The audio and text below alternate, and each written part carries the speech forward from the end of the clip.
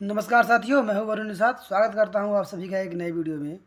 दोस्तों, इस वीडियो में हम बात करेंगे यूपी स्कॉलरशिप से संबंधित, क्योंकि मैंने जो वीडियो अपलोड किया हुआ था उसमें एक कमेंट आया हुआ था कि जब भी हम स्कॉलरशिप का फॉर्म फिल करेंगे तो उसमें आय प्रमाण पत्र कितना होना चाहिए, या फिर आय प्रमाण पत्र जो हम लगाते हैं भाई इनकम सर्टिफिकेट, वो किसका लगेगा, यानी कि अभ्यर्थी का लगेगा या फिर जो गार्जियन है जैसे माता पिता हैं उनमें से किसी एक का हम आय प्रमाण पत्र लगा सकते हैं। ऐसा उन्होंने ये कमेंट के माध्यम से अपना एक सवाल पूछा हुआ है, तो ये मैं ज़रूरी समझा हूँ बताना। मैं कई दिनों से प्रयास कर रहा था लेकिन इस पे मैं जवाब नहीं दे पा रहा था, तो आज एक प्रॉपर वीडियो उस पर बना करके और उस कमेंट का मैं रिप्लाई यहाँ पर दे रहा हूँ। तो इसमें देखिए, आय प्रमाण पत्र तो अभ्यर्थी का ही ज़रूरी है।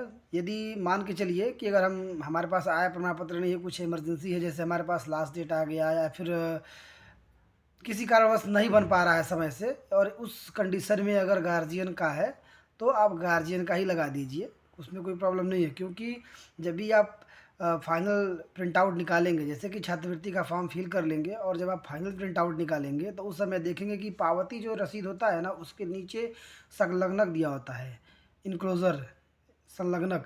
उसमें क्रम से मतलब क्या क्या दस्तावेज अटैच करना है छात्रवृत्ति के फॉर्म के साथ, उसमें बराबर दिया रहता है।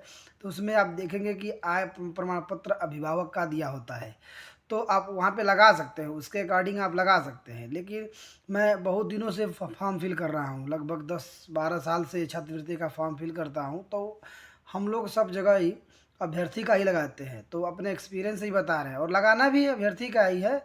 लेकिन कभी कभी डाउट बन जाता है उसी चीज़ को लेकर के। तो जैसा कि उन्होंने सवाल पूछा है, तो आप यहाँ पे अभ्यर्थी अगर आपके पास है तो आप अपना ही लगाइए, और पूरा प्रयास करिए कि हम अपना ही लगाएं।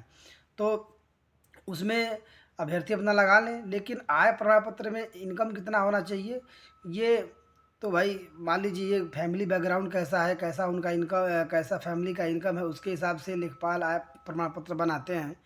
तो अगर छात्रवृत्ति का जो एक मानक है कि छात्रवृत्ति प्राप्त करने के लिए मैक्सिमम इनकम जो सालाना होता है, वार्षिक होता है, वो इतना होना चाहिए। जैसे 2,50,000, 2,50,000 अगर मैक्सिमम आय है, वो भी किस वर्ग के लिए, सामान्य और पिछड़ा वर्ग के लिए मैक्सिमम 2,50,000 है। और मान के चलिए 2 लाख जो एक न्यूनतम आय रखा गया है, वो एस टी और एस सी वर्ग के लिए है, अनुसूचित वर्ग के लिए है। इसमें उनका जो इनकम सर्टिफिकेट में जो मैक्सिमम आय हो वो 2 लाख से कम का होना चाहिए, और जनरल ओबीसी के लिए 2,50,000 से कम का आय होना चाहिए। यदि ऐसा नहीं, अगर इससे ज़्यादा रहेगा तो छात्रवृत्ति का जो भी लाभ है वो ले नहीं सकेंगे, और इन सब सुविधाओं से वो वंचित रह जाएंगे। तो इसके लिए जब भी आप आय प्रमाण पत्र के लिए आवेदन कीजिए तो प्रयास कीजिए कि हमारा कम से कम हो।